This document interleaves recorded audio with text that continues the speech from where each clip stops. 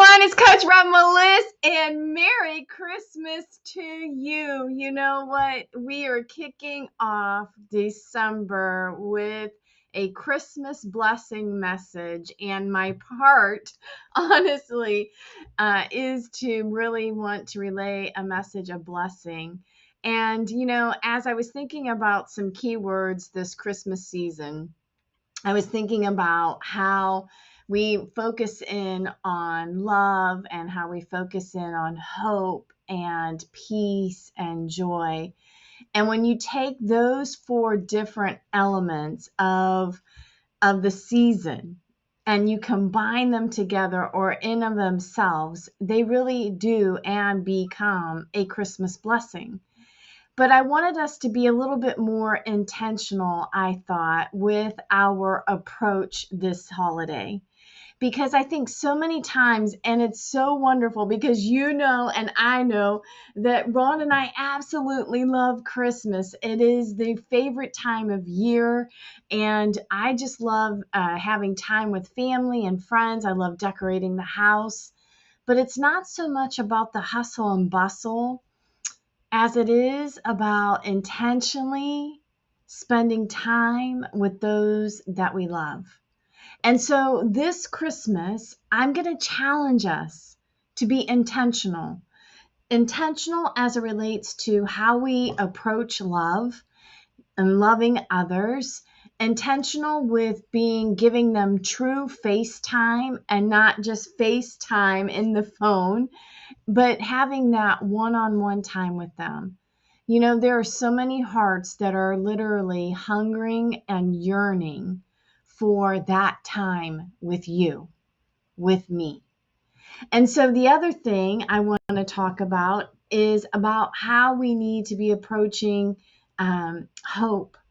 I love the scripture in Colossians when it talks about when Paul speaks to the church at Colossae, and he says that you have the hope of Christ within you, the hope of glory. And you know what? We should all be going forth in this message, in our testimonies of our everyday living, that people should see the hope of Jesus in our lives, not dependent upon our circumstances, not what's happening around us, not what's happening in the world, but inside of us. There is always hope. And you know what? Hope never disappoints because God never disappoints. He is always faithful and always true. The third element about Christmas that I want to think about and share with you is about peace. So many times people ask me, Melis, what do you do with peace when you get really overwhelmed? And I say, I've really learned to follow the Prince of Peace. And that's true. That has become not just a seasonal habit, it has become a lifestyle. Jesus is the Prince of Peace. He's also the way, the truth, and the life. And I always share with the gals that I coach or I minister that if you don't sense peace, you don't go. But if you do, it's a go. You move forward into what God is showing you, where He's leading you, right? And then finally, it's about joy. The holiday season of just joy and knowing that when we keep Jesus first and then others and then ourselves, it's joy.